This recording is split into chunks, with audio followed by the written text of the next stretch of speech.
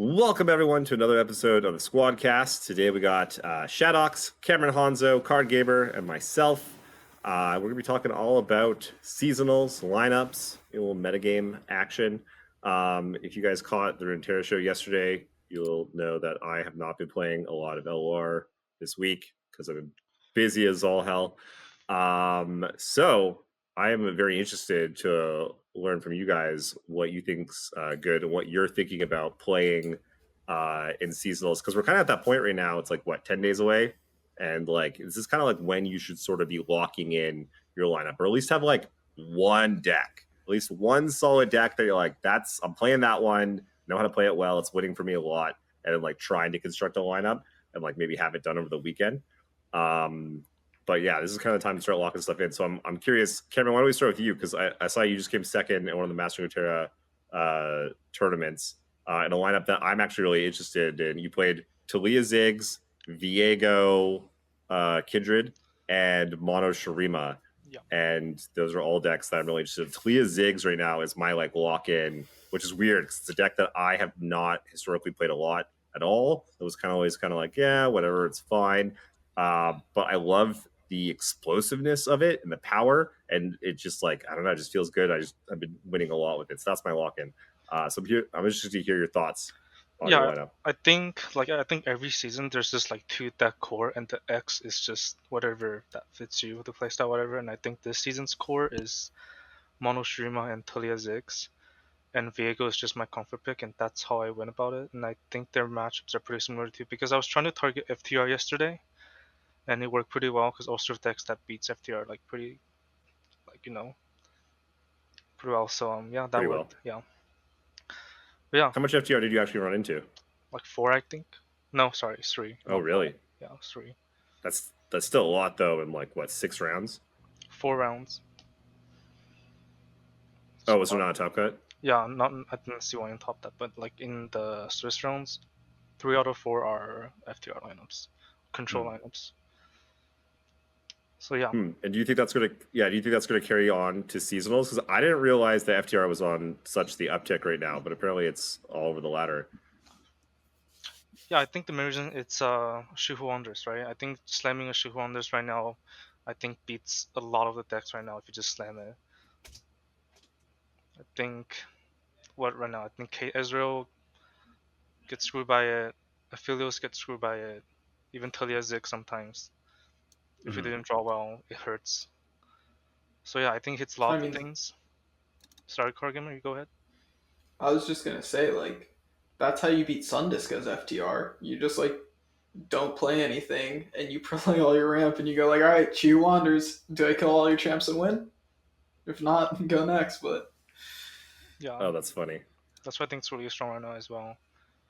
So I think targeting that, I think, was a pretty smart move, I think, and it did work. So yeah. Yeah, so you said in the Discord that you didn't like Mono Shurima that much.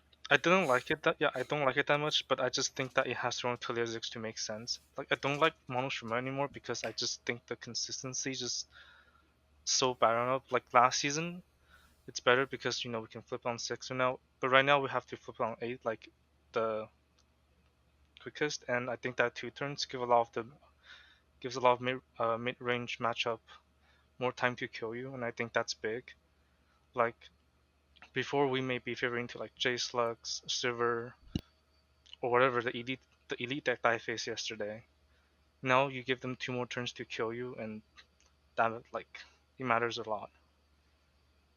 Yeah, that's been my experience as well. That like Mono Shurima still feels good, but like, yeah, there's those games where it's like, okay, I flip Sundisk and I'm like, but they just get me. Whereas like previously, like, no, you would have closed out the game that turn instead. So are you off it then, or is that still? I'm trying my best to be off it because my experience with it is just so bad. Like, it's either I don't draw a champ, I draw no champ, or I draw one champ, I just cannot find another, or I just cannot find landmarks, whatever. It's just horrible. Like, I think the only time I flip Sundisk for like the past 3 MRs are like yesterday's mirror match against Black Boss, and that's it. Yeah, you said it does eat a ban a lot though, right? Yeah, so yeah, that's my plan, to get banned so I don't have to play it, because, and the ones that they didn't ban it, I lost. Yeah, that's funny. I've had similar experiences with other decks. On that same vein, what do you guys think about like a scouts or like a rally type lineup that's also good until like Field of Rush? I think that's a good way to attack it. I think Hmm. if you we mentioned it a little bit before the podcast, but a deck that I thought was pretty good, but had an issue with Pantheon Thralls. I think if you want to do Scouts to attack control from that angle, you probably want to be playing it with Thralls because Scouts is a matchup where you want to be banning Pantheon. It's not like unplayable. There are ways you can beat it. You pretend you're like Yordles in arms, and you go like, all right, well, does this work? But it's not a great way to play the matchup. So I think Scouts is not bad. The factor losing to Pantheon is a bit questionable, but if you want to be control, it's a very solid deck for that. Rangers, Resolve, and Rally, and Misfortune are, pretty good against control decks. Yeah, and Scouts should be good against Sundisk as well. I guess would fall into control, but it's also good against, I think, Scion, if I'm remembering correctly. And yeah, it's slightly favored. Yeah. It's not like great. yeah, it's not great, but it's good to have like that also like in your pocket, right? So Mhm. especially with Scion gaining some popularity at the moment. Yeah. I think Scion's very strong, and I'm Mhm. hoping we'll talk about that later. But yeah, like Scion is slightly favored. You're beating aggro decks at that point, and I think Thralls has a pretty solid aggro matchup, especially like Noxus based aggro. Um, Especially if you're like very comfortable on Thralls and you understand how to like abuse the play patterns and get your timings. So yeah, like Scouts Thralls is not a bad place to start a lineup, I don't think. Mhm. Oh, interesting. Yeah, I was thinking more like all Demacia or 2 out of 3 Demacia or something. I didn't think about putting it with Thralls and like going harder against Field of Rush, kind of like that. But I guess, like you say, you also have game against a number of other things. Let's jump over to Scion then, because Scion's kind of risen up while I've been on hiatus. I've noticed that there's like the Rumble list that have like 1 or 2 Scion. Are you guys talking about more like the classic Scion or like this like Rumble Scion? I'm talking more classic Scion. Yeah, I was thinking that too, like the classic Yeah, version. I would consider like the list Icato's been running, and I think there's been some other people playing lists similar to that in the MR dailies. I would consider those like a lot more Rumble decks. The deck functions a lot different. I think Scion decks, even Burn Scion, are very focused on maintaining card advantage and playing a really strong mid-range game plan, not just in terms of like getting on the board with good evasive units, but also just like keeping up in hand and being able to grind a bit. Whereas Rumble kind of is a bit antithetical to that, where he really asks you to get rid of your hand for immediate power. So I think they're both really good. Which one is better? I'm not exactly sure. I haven't played with the Rumble version too much, but I think they're pretty fundamentally different decks. They just are in the same region combination, use a lot of the same cards, so uh, they kind of can get mistaken for one and the same. Mm-hmm. Yeah. What about you guys, CardGamer, Shadawx? Do you have some lineups that you're on right now, or that you're like looking to play? I really like Scion and Aphelios PNZ as like 2 decks to put together. I don't know what I want to do for the 3rd deck, but I think those are 2 of the best decks in the game right now. I think they give you a lot of agency. The only thing you really have to be worried about is like people bringing a lot of control, but I don't think control is where you should be for seasonals, at least in open rounds. So because of that, I think this is where I want to be. Ooh, hold on. Let's touch on that real quick before we get to Shadowx. Why don't you think control is where you want to be, especially with like Field of Rush being good right now, which is another thing I want to touch on, that like no one from the MR teams other than like one of I've noticed is really talking about possibly bringing Field of Rush, which I thought was really interesting. And I mean, the control lineups I feel like have done okay when they've been good, like TLC or when Field of Rush was good, or I don't know if you want to lump Lee in there. But like it's not like control hasn't done well, but like I can see some reasons why you wouldn't want to go control, like because the meta is so wide open and it's it's tough to have answers for everything. Well, why? I'm curious. Why do you say that? Yeah, so I have 2 reasons for it. One is I think something along the line of Hanzo's lineup is going to be one of the most popular lineups. I would imagine most people would play Pantheon in the place of Viego, but I would expect that would be one of the most popular lineups. And I wouldn't want to be on triple control if I expect a lot of Sundisk, Talia, Ziggs, Pantheon running around. Um, like you can say, okay, I'll just 2-0 the Pantheon, but if they throw in a Taric or two in their list, they bring in a couple extra, like a couple Bastions, all of a sudden this matchup gets a lot more suspect. And outside of that, I don't think there's 3 good control decks that you can really put together. Like I think Fielder Rush is really good, and then I guess you can try and do some bigger Targon Aphelios deck. But at that point, yeah, you will be beating my lineup. Yeah, you will be pretty good into aggro, but good luck taking a game against Hanzo. And because of that, I feel like I'll probably be okay. And at the end of the day, I think Aphelios, PNC, and Scion, while they're a bit dogs to bigger control decks, you do have quite a bit of game. You have a lot of tempo, and you can definitely punish players with good hands and good reads. Interesting. Yeah, that makes a lot of sense. Jax, what do you got? Nothing really, actually. I haven't thought too much on it. I was thinking Aphelios plus Scion plus I had something else in mind, but I like CardGamer's idea so far. I was also thinking something along the lines of Azir Irelia plus Talia Ziggs, but I don't know what the third would be. And that one would also just kind of prey on the Hanzo MonteXristo Talia Ziggs lineup, and I'll just ban X. Because Azir Irelia should do really well into both of those, and then Talia Ziggs also, one's a mirror and then one's against MonteXristo, where you should be okay into as well. It's just finding a third deck with that. I don't know exactly how it would be. And then on top of that, I guess Azir Irelia is still pretty decent against most things, like FTR, for example. It loses hard to I think any Noxus PNC deck, whether it be Tribeam or Scion, you have a hard time against it. So you probably have to ban whatever if that appears. But otherwise, I think you're pretty okay into everything else.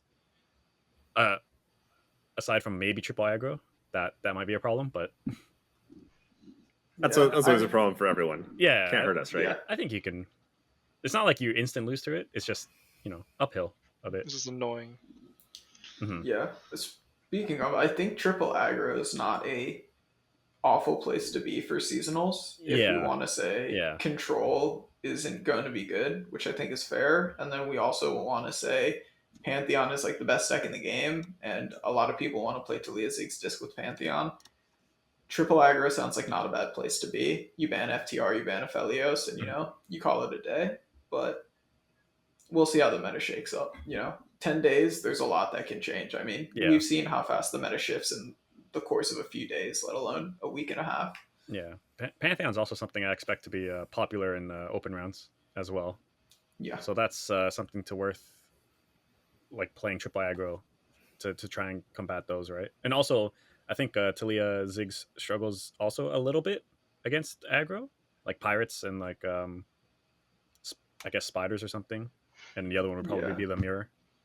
I think anything that's playing a Boom Baboon just demolishes an Endless Devout deck. I think you play Boom Baboon and Endless Devout is just in tears. He's never dying till turn 6. It's doomed. This is so interesting. I love being on the outside looking in. I was just thinking about this before the podcast. A bunch of the seasonals that I went 7-1 and almost got there and lost the last round and at 7-2 or whatever. I played very little. But what I did do was pay close attention to what everyone else was doing. I looked at tournament results a lot. I listened to what all the other top players were saying. And then I kind of just made my own decision from there. And I picked decks that were very powerful and that had a lot of agency. So Poppy Zed, for instance, or Plunder. Decks that were very proactive and forgiving and powerful. And it worked out quite well. And I find it interesting. The reason I bring it up is because we were just having the same discussion on the Runeterra show, and I've heard basically multiple people saying you can't bring aggro because Feel the Rush is so popular. So you just like can't bring aggro. And then on like CardGamer, you're like, you can't bring control because like Mono like Talia Ziggs will be so popular. And then it's like you can't bring Talia Ziggs because whatever else is gonna be popular. And someone else will be like, oh, Pantheon's gonna be popular, so you can't bring this other thing. Like maybe you can't bring scouts or something. And so it's just really interesting, I don't know, to hear everyone's perspectives, because and no one's like particularly right or wrong. And going back to my first point, why I think I did well with those decks and why I think that's a good strategy is because you can see that the format really is very wide open. And it's, with 1,000 people in 9 rounds, the variance is kind of crazy. Like lots of times I came ready to beat triple aggro. I was like, got it. My lineup's solid, even when triple aggro was good. And then saw like one out of 9 rounds. It was like, it wasn't here. Like, why do we bring this lineup? And then somebody else was, I think it was Jason Station, was like, bro, I played it like first 5 rounds were all triple aggro. And so like the variance is just nuts. And so again, like I think really being proactive, I think is where I want to be anyway. So like I was thinking about maybe bringing Feel the Rush, like maybe like there is a control lineup or whatever.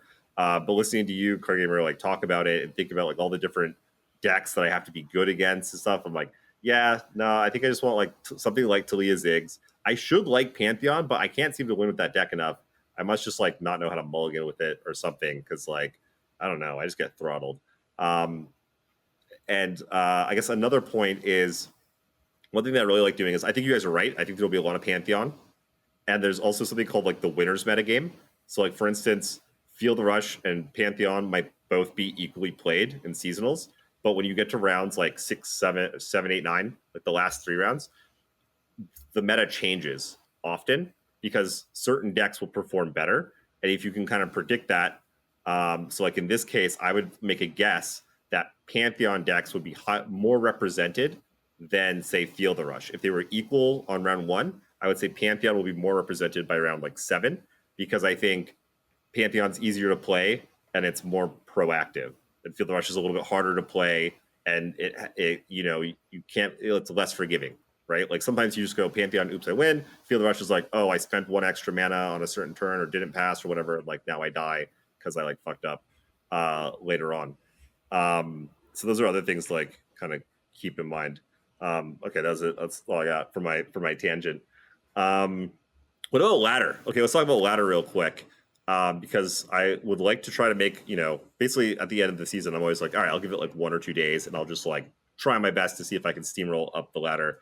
Have you guys been playing much ladder? And if so, like what's been working for you? What are you seeing? What do you think's good? What should I play for my like 2 days of like trying to grind?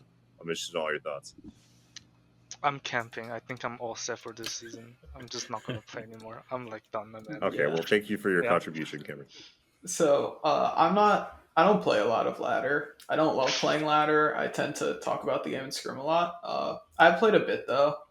I played a bit of I just like tested a bunch of different things when the new patch dropped. Mono-Shurima, it did surprisingly well for me. I played a bit of Yai, and it's still good. The nerf is real. Like there's spots you feel it, and there's a few matchups you like definitely feel it. It's still a very good deck. Ooh, yeah. Tell us more about Yordle Arms, because Akedo was basically saying that he thinks the deck's still very good, not as good obviously, but still very good. And the reason it's like kind of just disappeared is people are just kind of tired of playing it.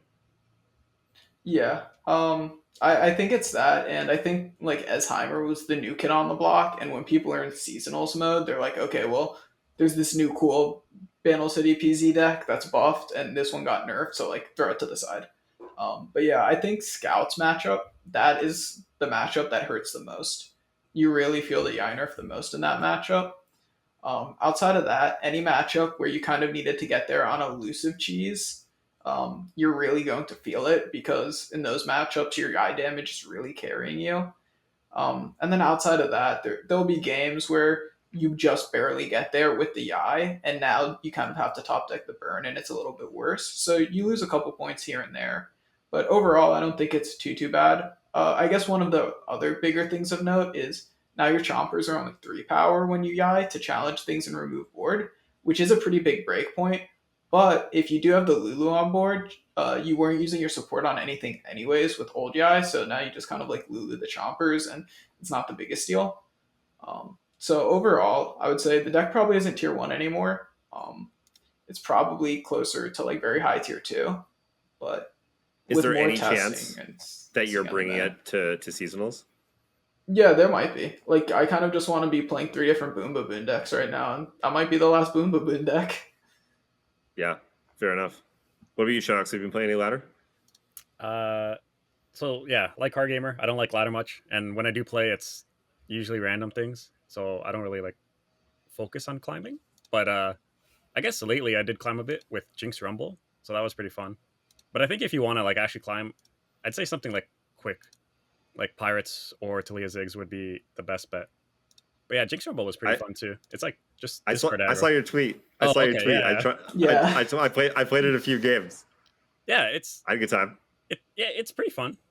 I still don't know if it's better than Draven Jinx, but I don't know. I can make a case for either side. Yeah. Yeah. There's definitely like pros and cons to either deck. But the Snipe Cross deck is very funny. The Yeah. the Draven Rumble. It does or it does the some sick Rumble things when Jinx. it goes off. Yeah. Yeah. So speaking of this deck, which brings me to another point I want to touch on. I feel like going rogue has a huge amount of I don't know, like you gain a lot of like win percentage from playing a deck that people are like unfamiliar with. So like one of my like his Thresh Acel deck they used to play, he still plays, but like it was just him for the longest time that played it, right? And he played like a bunch of 1-ofs and stuff, and there's just like a bunch of fast speed and burst speed spells, and like it was tough to navigate against. And I think he got a lot out of that, and you see it with a lot of other decks. So you see it's you know it's the same reason that a deck hits the ladder and you do like Shadawx and you win like what, like freaking 19 out of 20 or something ridiculous, and you just zoom up, and then everyone kind of figures out, knows the deck list, kind of figures out how it works, and then it like comes back down. How much do you guys like think about that or consider that for lamps? Because I would love to play like some like more rogue decks that are good, and like the main reason that I don't is like I don't know, I just don't have the time to like kind of test it out and like figure out if it's actually good or not. Like there's so much time and so many decks to test against and stuff. I'm curious. So or you can go ahead. I was gonna say it's a big factor. I think like as long as the deck Eggs. Yeah, like eggs, for example, right? As long as the deck isn't dog shit, fundamentally, you can play pretty much anything in there and get by on surprise factor or unfamiliarity. Like especially, like you'll notice it the most at the beginning of an expansion, right? People are like, new cards. What does this card do? Wait, this guy runs this? Oh wow, things like that, right? That's why you'll see a lot of people climb really quickly with something new usually, because people haven't adapted to it or learned, oh, this is the game plan for this new deck, so I have to do this and I have to watch out for this combat trick or whatever, right? So like it's a huge factor. If you talk about like this late in the season, I think you can still get away with it because like I think a lot of people in lore are just really bad at adapting. So I'm pretty sure you can get away with playing with like something random, like if you want to play like Katarina Yasuo or whatever, right? Like I was playing earlier. I'm pretty sure the only reason I won games is because people are like, "What the fuck is this?" So like, that's you can get away with anything pretty much and grab some free LPN and dump it for the next big thing. But what about for at seasonals or at tournaments? Because like the same sort of rule applies, but like there's like a certain amount of like cojones that you kind of need to like, especially for seasonals for like worlds qualifying. Because if you bomb, you got no points and like you're out of the race basically, and so it's like a little scary. I think doing it for an open rounds is a bit scary. Generally, when you take these decks, not all the time, but generally, you are opting into more polarized matchups. You're putting yourself in a lot more positions where the game is more so decided before the game starts in just what you match up against. So I don't love doing that in an open rounds environment, especially if you are a very strong player and you feel comfortable saying, I am most likely the better player than whoever is on the other side of the table from me, and I want to play the most powerful decks I can and just use my knowledge as a card game player to outplay them and win.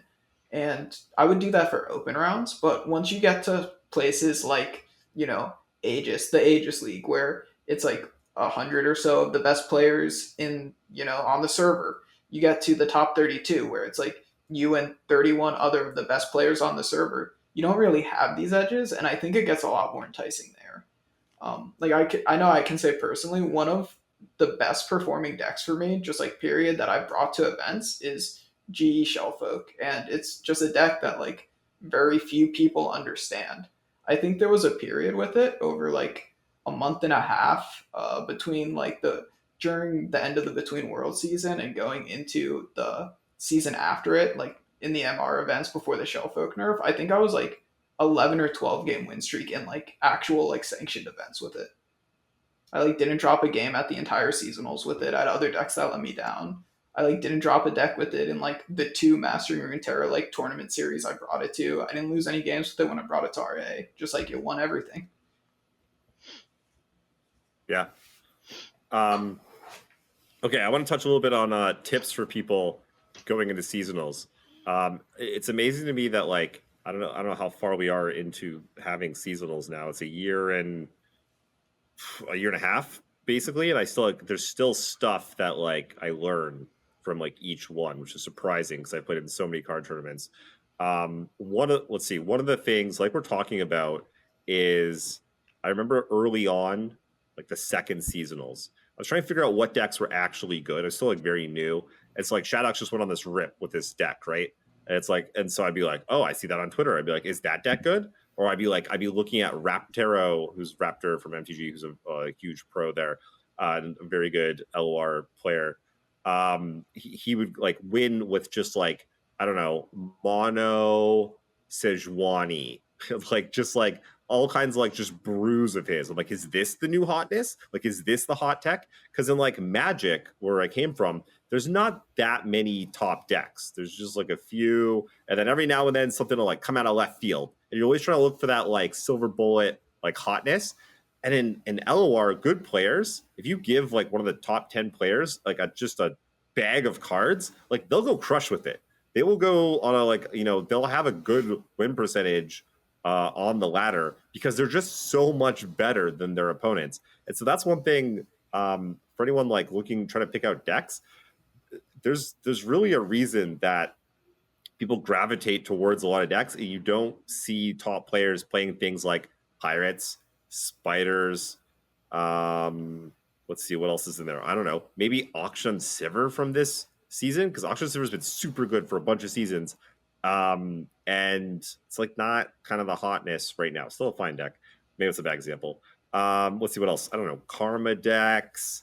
Like any of this stuff that's kind of like tier 3-2, but like a good player could go crush with it. Like be really wary of any of that, or even anything new that hits the ladder. Be wary of that stuff. So that's one. And the other one is like people are so bad at building lineups, like we all are, because it's hard, right? It's actually really difficult. And I see so many people pick just like a tier 3, low tier 2 third deck, and I'm like, man, if they just had a like the other 2 decks are good, they're like Pantheon, I don't know, something else that's really good right now, say like Talia Ziggs or something, and I'm like, oh, okay, those are like even matchups, and then the third deck will be like Pirates or something, and I'll be like, okay, I have like 50-50s in those 2, and I'll dumpster this third deck, whatever the deck is. I'm cheating on Pirates right now, for lack of a better deck to grab, or like discard aggro, or like something that just shouldn't be there.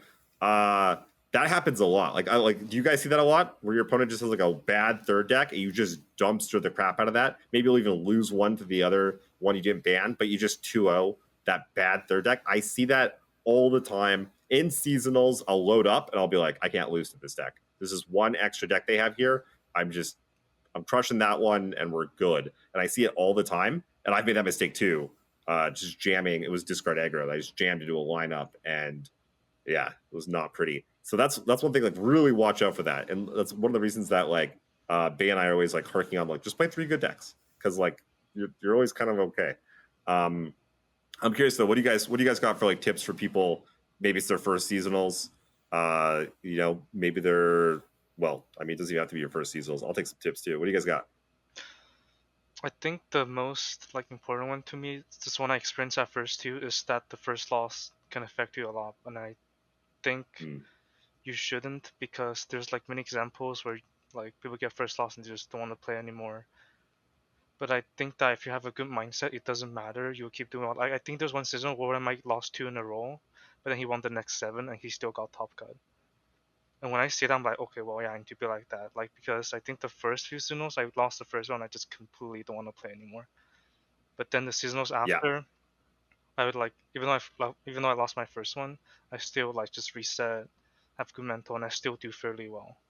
So I think it's really important to not let the first round result screw your mental moving forward. Yeah, that's such a good one. I don't know about you guys, but sometimes when I want to win really badly, I get it amps up my anxiety, and then I get really nervous, and then it's really hard for me to think clearly. I'm just like, oh my god, oh my god, oh my god, oh my god. I'm redlining the whole time. And so what I try to do is I try to be in a state where I'm having fun. I'm like, let's go, let's do this. We prepared. Let's think clearly. Let's have a good time, enjoy, and win or lose. Just one game at a time, have fun. That was something that took me a long time to cultivate from Magic tournaments, where it'd be like, okay, I just need 3 more wins, 3 more wins, 3 wins. Okay, 2 more wins, 2 more wins, and just freaking out. And I've played games where I played really high profile Magic games where I was playing against the reigning world champion. It was in the semifinals of a huge tournament with being broadcast. It was huge, and we're playing 2 control decks that are just insane, so many options every turn, and my brain literally just broke at a certain point because I had a million options, he had a million options. It was too much for me to handle, and I just had to start playing cards because I just had to do something. And so avoiding all that stress and anxiety, I think is really, really big. So Yeah, I mean, I definitely agree with that, Jason. The most stress-free and fun tournament games I've had were when I played Aegis and the MR events the previous seasons, when I was already locked for the tournament event, the invitational, and I was already locked for playoffs, and I was like, all right, I'm just here to play against some of the best players, play decks I like, do the best I can, and get better. And if I win, I get glory and maybe a little bit of money, and if I lose, sucks, but I'm not putting much on the line. And do you find that you played well then? Like that. I think I did play pretty okay. I could have played a bit better, I think. I think it's a bit foolish to think otherwise, but I feel like I played fine. Yeah, because there's also a fine line between not wanting it too much, but not letting go and just being blasé about it. You have to you have to keep that that fighting spirit or whatever, but just be yeah, I'm here to kick butt, but I'm here to have fun. It's an equilibrium. So there's one thing I will say. In RA, I lost my last match I played, and I played a double aggro Ari Kennen lineup. They banned Ari Kennen, and I had to play double aggro, and I just had 2 of the worst opening hands and some of the worst aggro hands I've ever seen. And if this was a game that my playoff life was on the line for, I would have played the game much better. I would have been much more invested, and that my fighting spirit would have held through. But I got dealt garbage, and I'm I'll try and play well, but this game isn't really winnable. I'll see what I can do. But if my tournament life is on the line, it doesn't matter. I'm doing everything. I'm playing as exploitive and as greedy as possible to win because I have to. And that is a fair argument. It does hurt me a little bit there, but I think there's also high pressure spots that I can be in where I'm not as far behind, so I'm not as inclined to give up. Well, I'll be a bit more level headed and I'll get points there. So it's probably a give and take. Yeah, totally. How about getting overconfident? Have you guys ever done this? I have a very good example. This was a Thresh Analysis TLC meta, and I was all over it. This was mine it was on a silver platter. Easy 4-0 the first rounds. I'm in round 5. I'm up a game. I'm in game 2, and I'm playing against Nightfall, which I'm sure you guys have all played against Nightfall. If you ever fuck up on your own turn, you will be punished. You will be punished horribly. And I just played a card I didn't need to, just because I was like, I'm just crushing. It's like, I don't know, turn 6. So I'm just like, use 3 mana, play something, and they were just like, shrink your whole team, fucking hit you for 17, kill you or something. And I was just like, and I had the game. I just needed to do nothing. I just needed to pass, had a bunch of removal in my hand.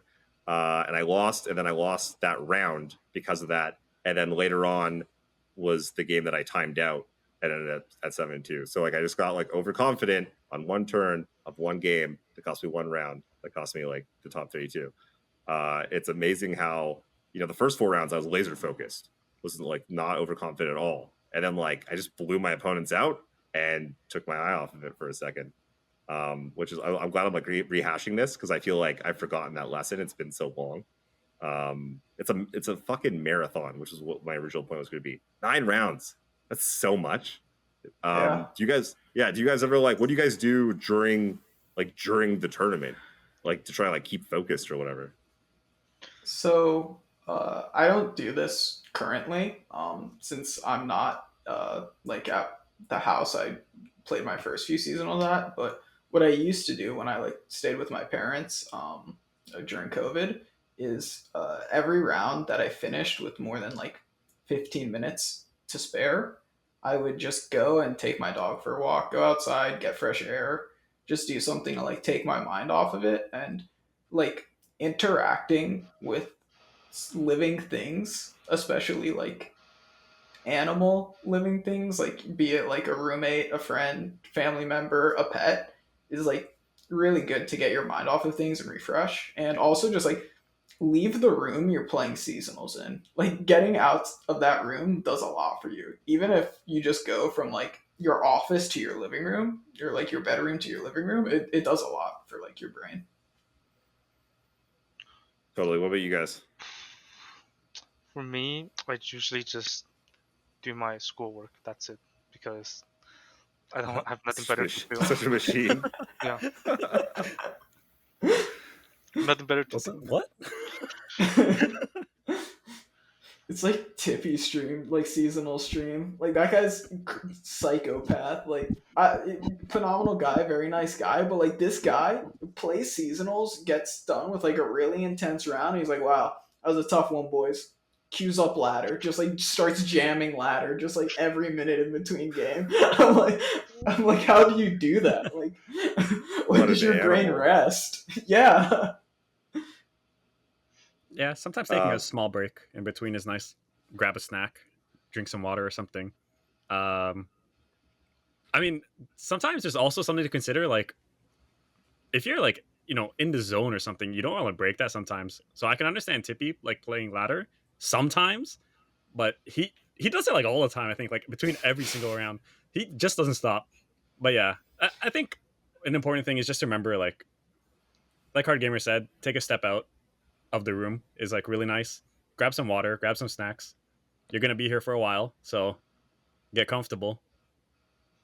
Like, and if anyone's ever like been to a TCG event, these are nothing, right? Like IRL events, Magic Grand Prix are like a die of nightmare. famine.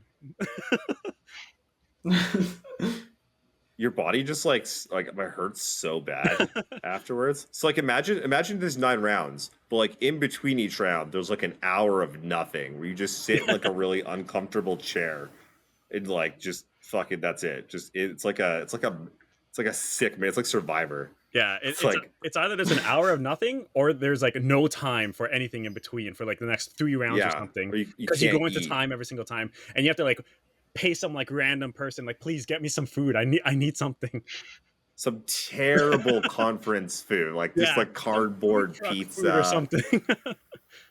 It's so bad. Yeah, I remember so many Grand Prix just at the very end being like, I don't care if I win or lose. I just want it to be over. Like, let's just go. Like, I don't want to be there so badly. So by contrast, I love playing these at home. It's quite nice. Yeah. Let's see. I don't know. Anything else interesting in the world of LOR? What have I missed? I guess this is kind of related to like the last thing a bit tangentially, but like you guys like to eat while you play events. Like for me, I like when I play an event, I don't want to eat. Like I make sure I stay like very hydrated, but I don't know. I like not putting something like in my stomach, I feel like heavy, I get a little bit tired. I don't know. Like it's almost like a fast by the end, which like Yeah. at some points it is a bit rough, but I don't know. If you understand how to like manage the hunger and play through it, I appreciate the very clear mind I can get. Yeah. So that's just me at least. No, like no, if you like to eat. you're right. I think you're right. Is yeah, the key. I guess when I said to go eat, don't eat something heavy, or else Yeah. you'll either be like dead tired like by the end of the next round, or washroom will hit or something. Like just have a snack. That's all. Something small Yeah. just to keep you going if you need it. No turkey dinners. Yeah. Yeah. Yeah. No turkey dinners. No Thanksgiving feasts. Yeah, I think it's in like all the things that we're talking about here. I think it's important to like really be checking in with yourself. Mhm. Like I kind of do this now, where I'm like, how am I doing? Like, am I hungry? Do I need to go to the bathroom? Am I tired? Am I like pissed off? Am I like am I in the zone? Am I paying attention enough? And I'll like try to mitigate whatever those things are, and I'll try to be really honest with myself. And it's important to do that. And anytime I like stop doing that is when like things start to go off the rail. As long as I'm like kind of paying attention to like where I'm at, then I'm sort of like I keep things like moving in the right direction. Mhm. So yeah, kind of like just really like kind of talk to yourself, check in with yourself, see how Yeah. you're doing. Yeah, and then another like important seasonal tip is watch the clock, like in and out the game. Fuck. Yeah, you can move it. You can fucking Yeah, move it. you can move why it wherever why you is it want. not always below the pass button? Just make it live there, Riot. Fuck. Why we're Yeah. all moving it over. Like in game's important, and just as much as outside of a game, because I'm sure we know a ton of people who have missed check-in and missed matches. So manage your schedule Yeah. properly. I missed check-in last season. I thought it was 5 minutes later than it was, and I got out of the shower and I was like, cool, it's like 11:45. I got to 11:50. I like get open LOR 11:46. It's like, oh, you missed check-in. I'm like, all right, well, it's life, That I hurts. guess. Yeah. I hate that. The only thing I hate more than losing is not getting to compete at all. That's like such a dagger. Yeah, the clock is real, and it's so different than what I'm used to with like a chess clock, Mhm. where like you could have just like a minute left, but it's your minute. You can just like like just play really fast. You're good. LOR not like that at all. Your opponent could just sit there roping you out. So yeah, like making sure that you pay attention to that, very important. Well, I don't know. That's all I got. You guys got anything else? Don't think so. No. All right. Well, it's been 45 minutes almost. We'll wrap this one up here. Thank you guys for listening. Oh, announcements. We have a tournament this Saturday, $500, free to enter, open to Actually, everyone. I have Ship one it. last thing. A deck we didn't talk about. Well, two things, because one kind of ties into it. One, Peak won an MR daily, Jason. I just want that to be known. It's a good deck. What But day? Hold on. Let me confirm this. I'm not going it was to like- allow it was like- lies on the Squadcast here. No fake news. 2 or 3 days ago, Yeah. Juju won with it. But anyways, where I was more so going with this is Vizafelios has been making like a lot of like first place finishes in the MR dailies. What do you guys think about that? And then do the wrap up. Okay, I'll jump in a little bit here. I put it a little bit. It did some powerful things originally when Trizov dropped it, but I haven't played it this season. I will say though that Kever thinks that it's really good. He thinks that the skill ceiling on it is extremely high, and in the hands of a very good player, it's like a very, very good deck to the point where like it might be a problem eventually. Yeah, I mean, that sounds fair. That sounds pretty in line with a lot of my experience with it. Very powerful deck, very skill testing. I will say it is a deck where you are on a bit of a clock, kind of have to hit timing windows, and if your hand doesn't exactly come together, games can get really scary. However, you do have like really powerful ways to just like one shot someone, so you can just like kill someone in one turn accidentally and get there. Especially if you're doing it off of a Fizz, because Fizz is pretty uninteractable sometimes. Yeah, he's annoying with that. Have you guys played much of that deck? I've been beating it a lot with Talia Ziggs, but I never played it. So I have nothing to say about it. Yeah, I haven't played it too much, but I've played against it quite a bit, and I see that it's really good. but I notice a lot. Maybe it's just the people I played against, but I notice a lot like that the people I played against ran into the timing situation that CardGamer was saying. Like there's very precise windows when you need to have your pieces and go in, or else you're just gonna it's just kind of too late sometimes. But other times, yeah, Fizz can just get you there. Fizz plus Papercraft or Fizz plus. Oh yeah, Papercraft. Yeah. Mm-hmm. Yeah, it'll be interesting to see how that plays out over the next like 10 days, whatever, leading up to seasonals. If we start to see it a lot more, definitely something to keep an eye on. Okay, now wrapping up again. $500 tournament on Saturday. Free to enter. Starts at like, I don't know, 10 a.m., 9 a.m. Pacific. I don't know. Check the website. Thanks to GG Tour. And then also, we're having a very special, unique tournament next Friday. So this is the day before seasonals. It's also a $500 tournament, free to enter. It's going to be single elimination at 5 p.m. Pacific. This is a charity event raising money for Gaming for Josh for kids with cancer. So come donate to an awesome charity and get some awesome last-second testing in. All right, that's it for us from the Squadcast. We'll see you guys again next week. Bye.